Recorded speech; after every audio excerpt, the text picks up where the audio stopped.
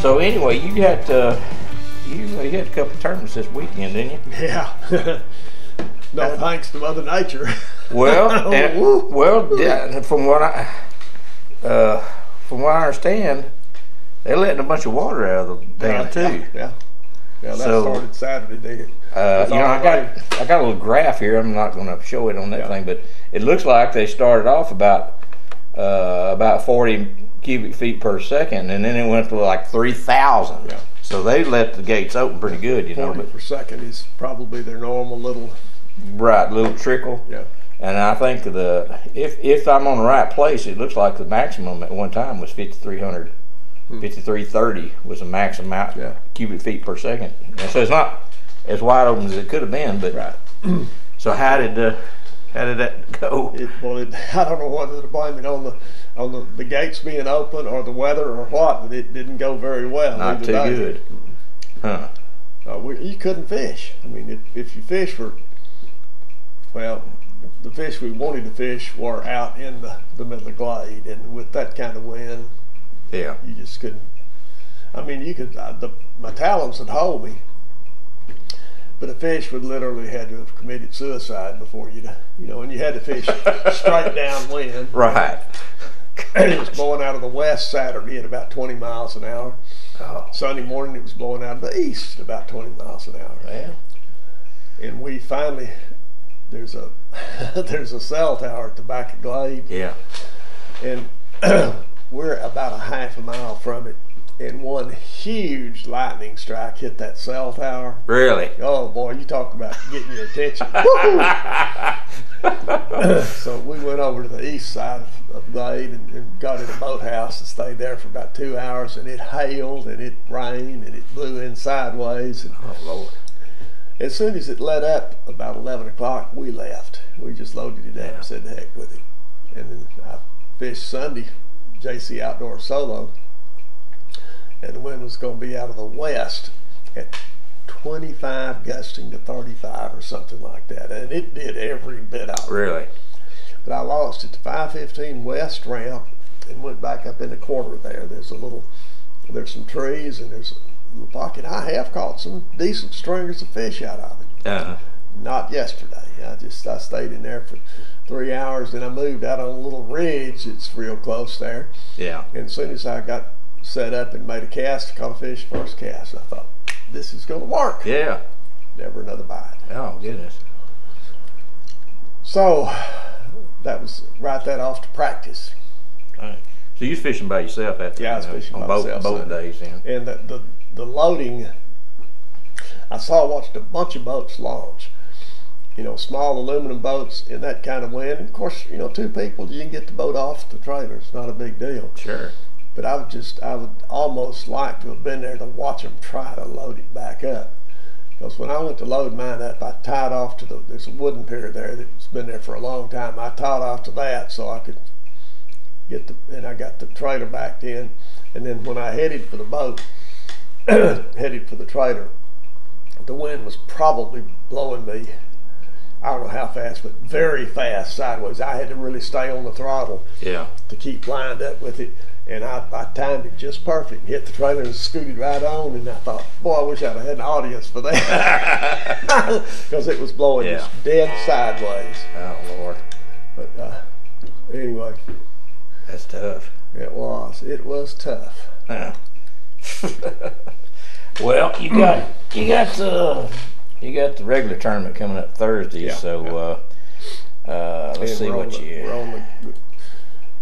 we're on the west side. You're on the west third. Yeah. That's where we're at. Okay. Thursdays it's supposed to be 15 mile an hour. That's still pretty good. That's still pretty good. Pretty fast. And we'll be up in almost certainly again. It'll be Little Caney, and I can hide from that kind of wind up there. Yeah. I just hope there's some fish in there. Right, yeah. I suspect there will be. With the forecast the way it is, I'm not going to be able to pre-fish, so I'm just going to go up and fish Thursday. Oh, really? Okay. Because Wednesday's 80% chance of rain. Oops. Yeah. Oh, wow. Yeah, I didn't even see that. Yeah. It's 80%. And they're talking about it being a severe weather day too, so. Thunderstorms, yeah. So. I could go up tomorrow, but I was gone all last week, and I've got some stuff, some honeydews I need to take care of, so I'm gonna wait and just go up Wednesday afternoon. Sounds like that water's messed up pretty good now. It's rolling pretty good. Yeah. So you're going back up in Little Caney then? Yeah, back I'll launch in Little Caney and I'll fish up in Little Caney. Down at the hideaway. Yeah. Galen will probably give us a lesson out in Idaho and can't say it. Well, he'd probably just assume we didn't say it. Probably, but Ray Branch. Ray Branch. Yeah, he's a Ray Branch guy. Yeah. He's sticking to that Ray Branch, isn't he? He catches fish in there. So. Well. And he didn't catch many, but he caught some good ones. Yeah. I got bumped out of the next place by another little bitty tiny bit, but by him. On that last week's deal. Yeah, I had the big fish for the tournament. I caught that. I thought, hey, we're going to do okay, but it didn't happen that way. Yeah. Let's see. I think go to National Index, and then down at the bottom, select bass fin. Oh yeah. Yeah.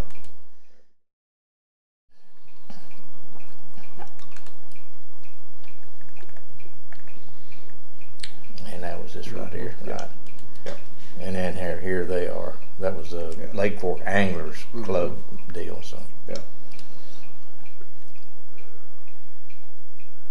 See, what was that? 0.07 of a pound. Yeah. Oh well. Well, y'all were all pretty close together for us. If I'd have had one more fish, I would have probably won it. Exactly. Yeah. So that's anyway. That's it's called fishing and not catching. This Alf Tuggle is turning out to be he's pretty good. Stick. Yeah, sitting in the back seat. Huh. Yeah. Well, that's good. Yeah, Chuck Roy had an over there. Yeah. It weighed more than 689, but. So what is Alf? How is he fishing? I mean, is he? I don't know that there's anything under. It doesn't sound like he's doing anything except doing what he's doing right. You know? I mean, what kind of baits is he using this time of year? Do you know? The baby brush hogs. Oh yeah. I mean that's the that's everybody's go-to. Right. Yeah. Any particular color in that? I'm going to say watermelon candy red, and I believe that's probably right because that's again seems to be the go-to color for everybody but me. And I tried it this week, and I have not got a bite on it yet. So I went back to what worked. Well, yeah. You know, what little bit I got, that's what it came on. Yeah. Well, last week I did make it out to the. We did make a trip out there, and we went to. Actually, we started down here in this area, right here from here. You know, and a lot of that has to do with it has the same area as the book we're coming out with. Right. You know, and but it goes along with some other stuff we're doing too. So basically, have you ever fished this area right in here? These little cuts and things and the humps that are in here. I spent some time in there and going off in here, like this particular area right here, and actually I picked up a picture. Let me see if I can find that picture. Here's a picture of Doctor's Point right here, and actually here's a alligator right here, and then that little cut right there we were looking at. That's that right there, that little small cut, and you actually have a little hump right here. And there's high spots on each side of these right here that I measured all of these, and actually the top of this little hump right here was about 5 to 7 feet on top of it. It's just a little open water hump out there. And then this right here was kind of neat. It went from I think that was 7 foot to 20. Went 7 to 20. It comes out and gets deep. Really, yeah. But I was actually kind of surprised at the drop off between these two right here, because one of them was deeper than the other, and I think this one was 8 foot deep, and this one was about 6 foot deep, or 6 or 7 foot deep. Right. I thought for years that had to be a pond. Yeah. The way that was laid out, that somebody surely put a dam on it someplace, but it's not. It's just a real deep creek channel it comes in. It's like 15 foot deep in the middle of it, So, but looked that over, went back up in Alligator, you know, and some of the areas he went up there. But, you know, it's really hard to shoot coordinates in there because everybody's fishing this time of year. So I tried not to get it anybody's way, and I'm really I've got some new equipment I'm trying to learn, and I'm not doing very good with it. so it's going to take a little learning curve, you know, to get where I need to be. But I did go over here where the old home place was down here, you know, because nobody's going to be on top of that right now. And I did find it, you know, where it was. And let's see if I do. I don't know if I have it. It dropped off pretty good. If you came down that road, it dropped off severely down into this thing. It was like 20 to 40 feet right along in here, I think, you know. But then a friend of mine went down here, and went with me, and we went to SRA Point, you know, and kind of looked it over and got some shots off it. And it actually, it seemed like that point drops more gradually back on the south side of it than the north side, you know. Is that kind of what you? Yeah. And looked like right along in here, SRA Point went from like 6 feet to 15 feet on that north side of that thing. And then I didn't spend a whole lot of time up around there, but I did notice that. And we went down to the bubbler and the old bubbler thing, and I wish they'd start that back. Yeah, that was a good place to fish, but you know, it's got some great drop off right inside that thing, you know. But anyway, went down to what I call Hydrilla Point down there, and see if I can pull that up. Right here, yeah. Right in here, and actually, my map's not exactly correct right here. This isn't dirt, you know. That's actually underwater right there, but it does drop off.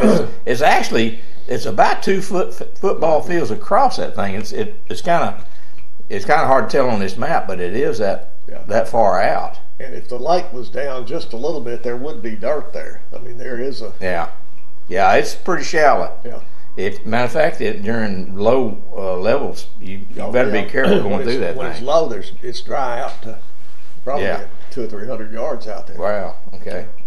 Well, there was some people came in and started fishing that thing, and they hit back on this north side of that thing, and that was where I really saw the best drop-off seemed to be fairly close to the bank over there. I didn't get to check out this little area right here. It looks like it's an extra little cut out there. Mm-hmm. Right. It might be. I actually do have a picture of that somewhere here. Let's see, where is it? There it is. There it is right there. This is looking kind of south, I guess what it is, southwest. But that drop-off, the better drop-off seemed to be back up in here, you know. But I don't even see that little extra point there that shows up on that thing. It may be really deep or something, but well, there is out here on the dam, up on top of it. There's a row of poles that they put across to stop traffic, and right down from that is where this and I don't know how far this goes out, but there's that's as far as it goes. It stays shallow out to there, and then it drops, and there's a gradual curve back into this. Oh, really? Yeah. I know that's from crappie fishing. That's a good place to crappie fish. Huh. But yeah, I hadn't had enough time to look. This is another picture of it. You know, again the dam area, but I forget exactly how this went in there. I mean, that's a huge pit. It looks like that's part of the dam part right there. That's over in front of the spillway. I bet you.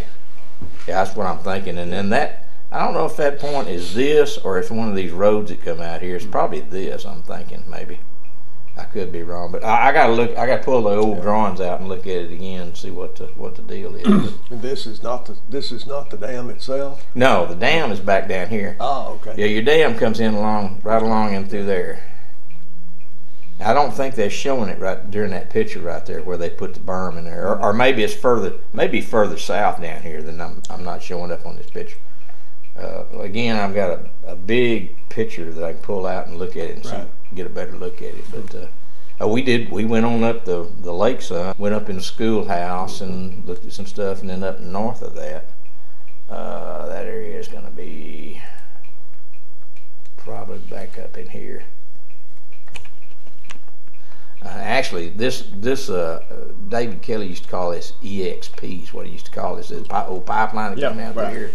Yeah.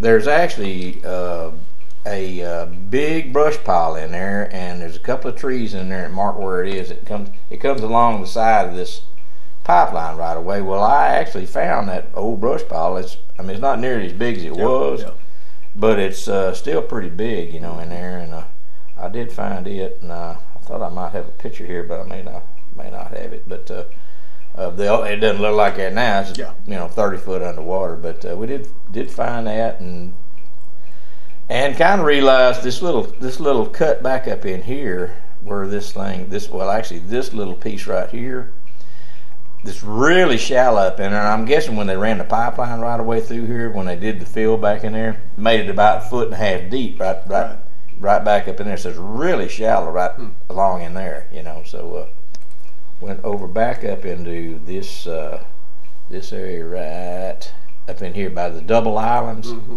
Yeah. What I call double islands, back up in there, and then went back, and I actually saw some spawning fish beds back up in here, in that first little cove right there. Well, worked this island area, and there's actually some cuts in there that look better than others, as well. But we just, this first time out, and I've got some of my equipment has to have some better electrical sources to it, so I've got to do some work there to get it running. But put some more batteries in or something. Well, I got to run another line for my battery. It's just not getting a good connection because occasionally it just shut off and then turn back on, and so that's kind of a big thing if you're trying to shoot. Yeah, it would be. It's kind of need to have that or a rock and a string handy, So, but anyway. Yeah. This weekend, I did. I put on the internet about the Ray Roberts thing. We got this map here. And actually, there is not one business that carries that map. Is what's amazing to me. That yeah, it's see if I can pull it up. That's what it looks like, and it's just like the Fork map. It's that good a quality. Right. And anyway. I put it on the internet, on the Facebook's what it was, and I just said, it's a shame. We spent 5 or 6 years up there doing this thing, and it's just like Fork, and in the same kind of detail, maybe even better because we was able to get down there in 16 foot of water and measure the thing. But this is just a PDF file of it. But at any rate, there was somebody contacted me, and it was Lloyd Walker. He's with Excite Baits, and he's got a place up there, so he will actually carry these maps up there, So if somebody wants a map up there, there is a place up there, or at least will be. That hadn't got to them yet, but we'll send it up there this week. But it's crazy. It's a place up there. When I was doing it, it was a new lake, a bunch of horse farms up there. They got cutting horses and stuff like that. Beautiful places up there. They've got some serious money tied up in horses and cows, and it just I don't know, those people up there weren't really very receptive about the lake, for it being a viable source of revenue and that sort of stuff. We had a few people who got really mean to us up there, and and it's crazy. Now there was a couple of places carried the map at one time, and then they went out of business or whatever, but I talked to some other people up there that's still like that now, from what they're saying. It is really not changed much, So and I've heard some people complain about maybe they're not stocking it like they do Fork, Well, I wonder, I wonder if they are, or if really, it might be that if your community's not behind the lake. It makes it harder to get stocking, for different things, It's a political decision in a lot of cases. So, Well, you think about it. If you only got so much money to do stocking, where are you going to put that money? You're not going to put it in areas that the community's not really supporting it that much, That's right. So I don't know. I may have some bad information or whatever, but that's kind of the initial. That's what my results were back when. I got that firsthand. Now I don't know about now. I don't know what it's like now, but it's a great lake, and it's actually kind of shaped like Fork. It is. That sucker has really got some structure in it, And I found some unreal things in there, like cattle pens. There's one cattle pen there that's 150 foot long, probably, in there. And it was, I got pictures of this thing. I walked all that bottom, you know, but it's just unreal that what that potential of that lake could be if somebody would actually get serious about, you know, utilizing it as a source of revenue and help the community as well, you know. But you know, I always thought when I looked at it, I thought, you know, this is like another Lake Fork. You know, this could be another Lake Fork, and if they did it right. But if you don't have the community backing, it ain't never gonna happen. There ain't never gonna be another Lake Fork. I mean, it's just that's it's a shame, you know. It really is. But they actually have, I think, the same problem with hydrilla up there. You know. Lack of, you know. I remember way back when they had a lot of hydrilla, and then the lake went down and got really low, and it killed off a bunch of that hydrilla, and it just never has come back. But hopefully the you know, Forks deal will get better with what the program they're doing now, you know. But at any rate, that's kind of some of the stuff, you know. And that's, I don't know, it's weird. It's you spend all this time doing stuff, and you don't really. People wonder why there's not a Brandy Branch map. Right. I've got one in a can right now, but I can't publish it because there's not money. There's no money out there, you know, no revenue. But and it's really good. But about the only way you could sell it would be to do direct mailings to the bass clubs around here. Yeah, sure. You maybe put it on a chip or something, on a disc or something, you know. And and Roberts, you know, we got hundreds of pictures of Roberts at low levels and hours of video, and it's just I was just gonna go to the wind. There are just not many tournaments on Ray Roberts either. Yeah, it's surprising now that you mentioned it. I hadn't thought about it, but just don't. Anyway, you'd think it close to the Dallas-Fort Worth area, you know, that would be a good place to have it, but I don't know. So like facilities, you know, I don't know. Maybe. I don't know. I've caught some good fish on that thing. A few times up there 4 years, and I fished it maybe once. You know, so I could have been fishing that thing rather than working on it. You know, if I'd known this. So at any rate, next weekend you don't have anything coming up. You got Easter Sunday coming up, so. Yeah. Ready for a day off. And then it comes back in strong in May with the Legend tournament. Oh yeah. Several others. Well, maybe by then the weather will have straightened out a little bit. Yeah. Gosh, I didn't even look at the weather this weekend. I didn't realize it got that high winds up in there. It was amazing. I called my wife Saturday afternoon, and I was sitting in the trailer there, 1 or 2 o'clock, watching Skirto do his thing, and they were talking about the tornadoes and how much damage had been in eastern Gregg County. And I called her and asked her if she'd been watching TV, and she said no. And I said, well, you ought to. The world's blowing away around you. I must have been blowing around me too. She said she noticed that it was really windy. Yeah. And it rained in buckets, but oh Lord. Yeah. Shell beds. I talked at the club. Oh yeah, about shell beds, and a couple of the guys says, "Oh, somebody's got these YouTube videos." They do. Well, I'm sure he's already looked at those. I do. Yeah. Charlie Abrish is a shell bed. He's a guy, huh? Aficionado. Okay. Yeah. I told him I'd give him your phone number, and you could call him. Some of the things he's calling shell beds, I honestly thought it was just, as far as I was concerned, it's just a gravel bottom. Gravel. Yeah. And if that is, in fact, shell beds. I won't put his number on there. Right. But if that is shell beds, I know where there's a bunch of them. Yeah. And I do catch fish off them. Okay. But I catch fish off them because it's a rocky bottom, and bass like rocky bottoms. Right. You know? And one of the shots on the map shows a view down an old road, and it's a tree with some kind of color on it. I forget what the name of it is, but where that is on the edge.